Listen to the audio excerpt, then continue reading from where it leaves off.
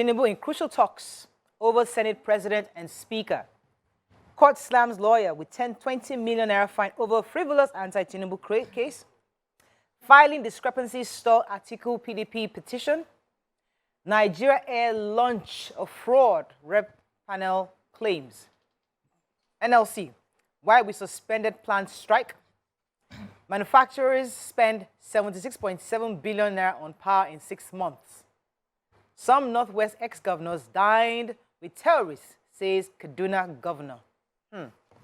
Okay, which story are we starting with? Okay, let me start with the Nigeria Air launch. So the House of Reps yesterday said that the Nigeria Air project was a fraud and has demanded its immediate suspension.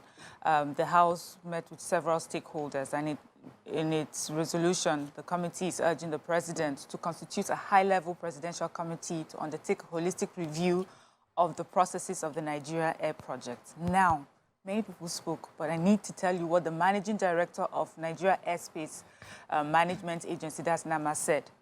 He said that the plane had Ethiopian. So he said that the plane that was used for the unveiling was a chartered flight, which returned to base 48 hours later. He said the plane had Ethiopian registration and was chartered by the Ethiopian Airlines to Nama. He also said that to paint a plane any color you want is possible if it's a chartered flight, but it was not.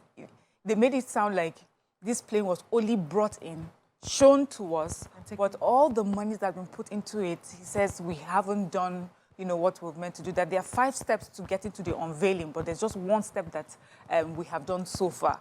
Some other stakeholders who says, we have these airline operators of Nigeria, we have SACO. They said they were not even invited for the unveiling, and they are they are the stakeholders in this industry. That it's like going for a naming ceremony without the baby.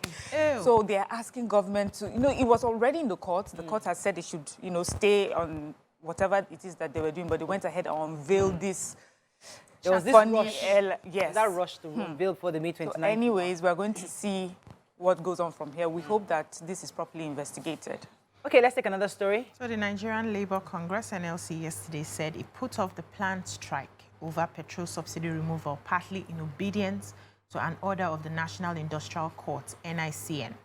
The strike suspension was announced after Monday's marathon meeting between the government team and leaders of the Trade Union Congress, TUC, and NLC.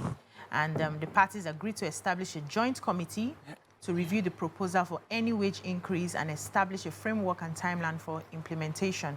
They also consented to review and establish the framework for the completion of the rehabilitation of the nation's refineries, among others. They had promised that they will meet again June 19, 2023, to agree on the implementation framework. But before the announcement, they said Justice O.Y. Anuwe of the NICN ruled on the experts' motion by the federal government through the Office of the Attorney General of the Federation, AGF, and they barred NLC from going on strike. They said the defendants' respondents are hereby restrained from embarking on the planned industrial strike or strike of any nature, according to the court. But NLC is saying that this is not acceptable. They just had to soft pedal because they saw the body language of the president and some of the things that they have agreed. So they are just going to take a chill pill and wait to see, with the time frame, 21 days that they have given, to see what can come out of it. But this court's injunction of no strike is not fair to what they are fighting for. Okay, so President Tinubu has turned his attention to the smooth take-up of the 10th National Assembly. Is expected to make a proclamation, issue the proclamation giving effect to the commencement of the 10th National Assembly. So he will be holding talks with the APC's National Working Committee today to discuss all the various officers or presiding officers who are going to be looking for the position for the presiding officers, actually. And also tomorrow he'll be meeting with the APC national members, all the various reps of the National Assembly, to see if they can all agree on a consensus. Everybody is waiting for the governor, for the president actually, to have these meetings today and tomorrow, hopefully. And he has asked that everybody should accept whatever result they finally come up with in the next today and tomorrow. So hopefully by Tuesday next week, after the inauguration of the 10th Assembly, we'll begin to see the proclamation of the various presiding officers of the 10th Assembly. A federal high court in Abuja yesterday fined a lawyer, Chuks Nwachukwu, 20 million naira. So Chuks Nwachukwu had gone to court to put a stop to or stall the president's swearing in. He said the inauguration shouldn't take place because the president didn't get the 25% did not include FCT, and he filed. They said he claims to file on behalf of 5 other individuals, listed their names, but the court said that he had no local standing to approach the court on the matter that they were contesting. He struck out the case, and then based on the interview, there was an interview that this same Chuks Nwachukwu gave to the media concerning the CJN, and he spoke about the fact that the CJN were not doing what they were meant to do. He deliberately threatened the CJN that he was going to sue the CJN to the Supreme Court, and Justice Equo ordered that Nwachukwu should pay a 20 million naira fine. 10 million will go to the CJN, and another 10 million to the Attorney General of the Federation, that's AGF, and that if he does, he must make that payment before he would have any other, he would pursue the case further. The judge also said that if the lawyer had been in the court when he was giving that judgment, he would have suspended his license until he gets approval from the disciplinary committee, for the legal disciplinary committee, that he was just wasting the court's time, you know, and we hear those kind of things. Moving on now to the Punch. Subsidy reps demand NNPCL audit over unaccounted 2 trillion naira assets. House alleges fraud, asks Tinubu to suspend Nigeria Air. 51 jostle for Kogi Bayelsa Imo governorship seats. Finally, Senate throws out Buhari's controversial water bill. Obasa re-elected Speaker Sanwo-Olu inaugurates Lagos Assembly. Police investigate assassination of UI professor. Journalism icon ex-Daily Times editor Enahoro for UK burial today. An anti-inauguration lawyer fined 20 million naira faces. Let me take the sad story of the professor that was killed. He's professor of social and environmental forestry at the University of Ibadan. A 61-year-old.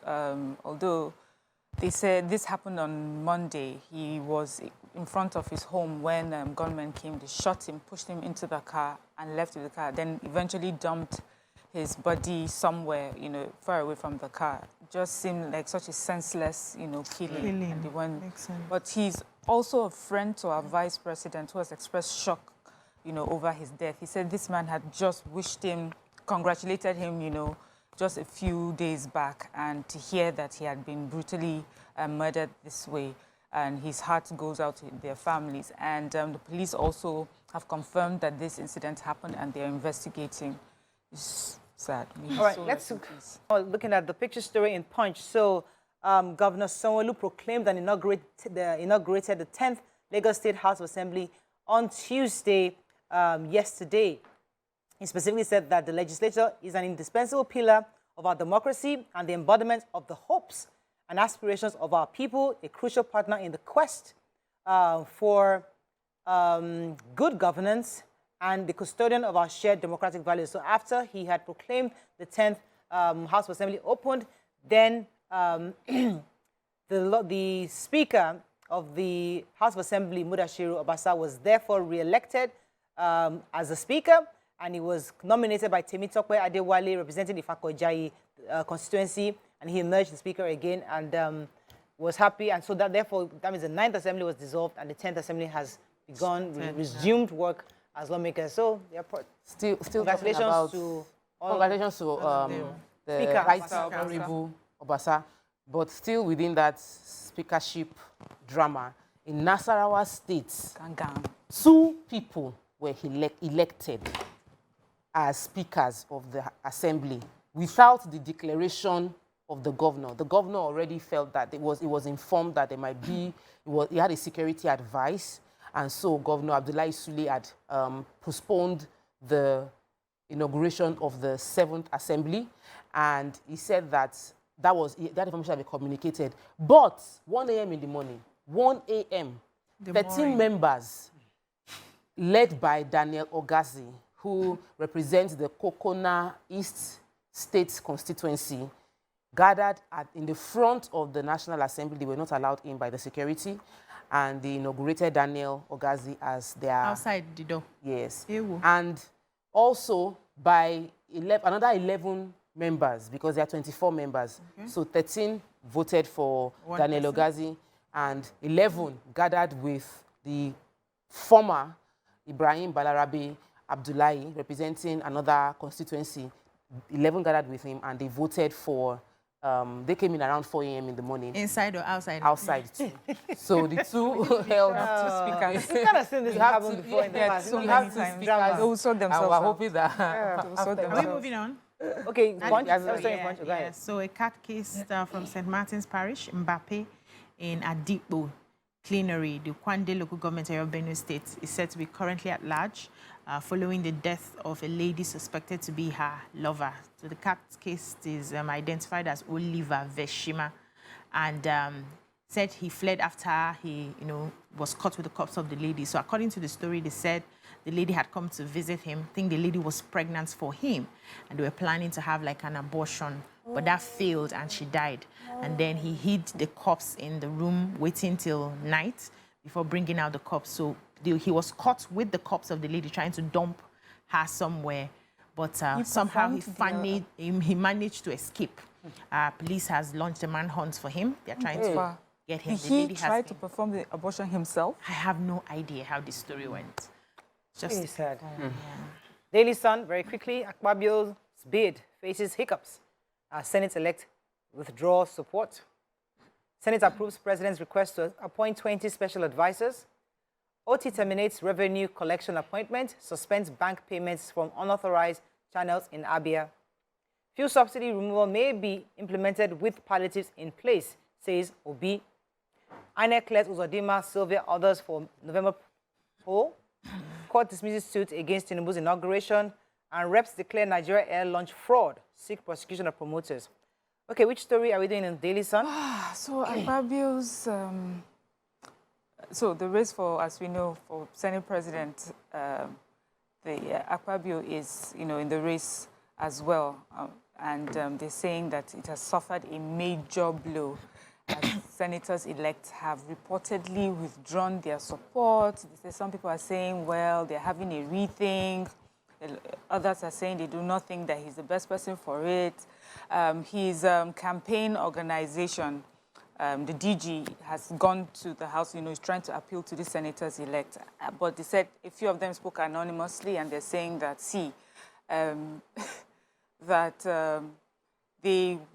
some of them had supported, but they are withdrawing their support. They said that the reason why is that Akpabio, while he was minister, NDDC had insulted them or called them a cesspit of corruption. So how would you want to now preside over a house that you have called such a name?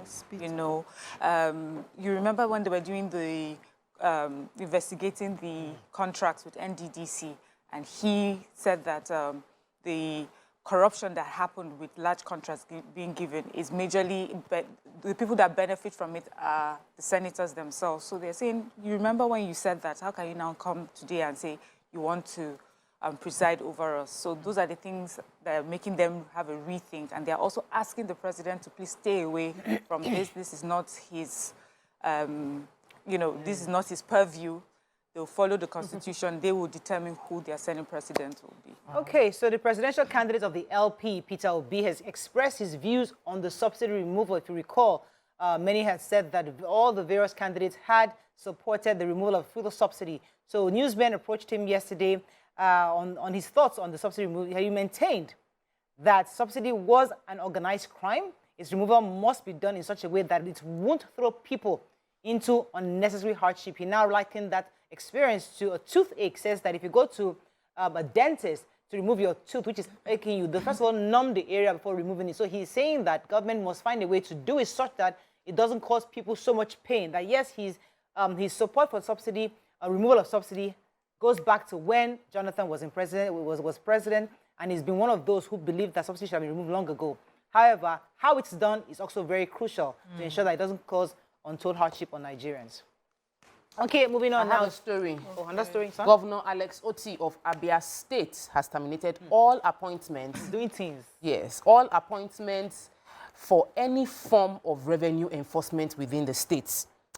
And he also placed a suspension on all banks from authorized all unauthorized channels.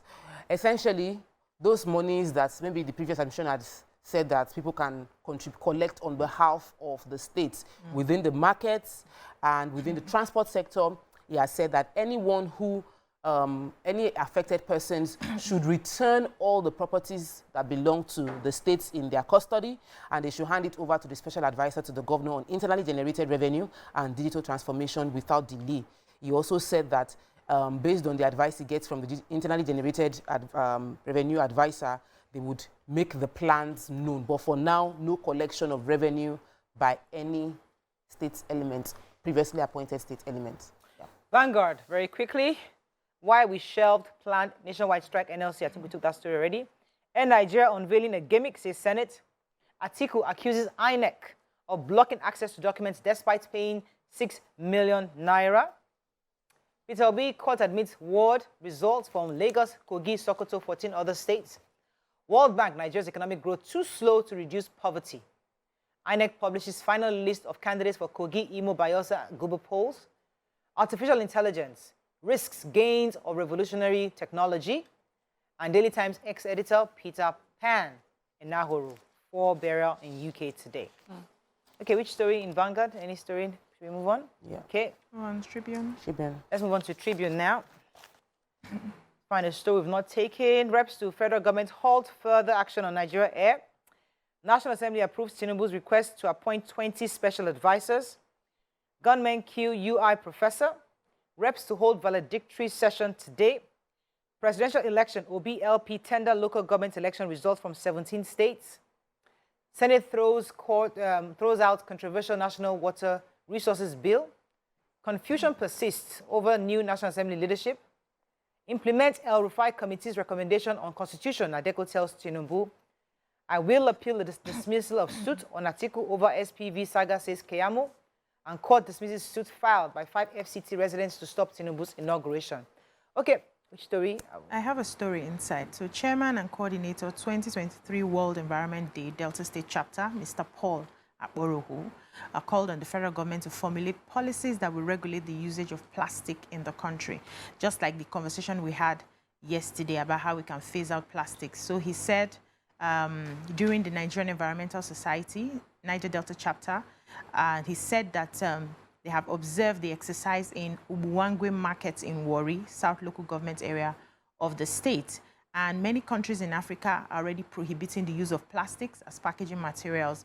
Some countries are phasing out the usage of plastics, replacing them with paper bags in view of the hazard that it causes on the environment. And he said initially we started with paper bags, and then we replaced with polythene bags, but most people are now going back to paper bags because they are more degradable and they are bioproducts just from things like timber, which is natural to the environment and degrades easily. So he's calling for action plan by state government to manage their plastic waste, saying that this is not just for the federal government, it's something that the states and the local governments can handle so that we don't keep, causing harm to our environment.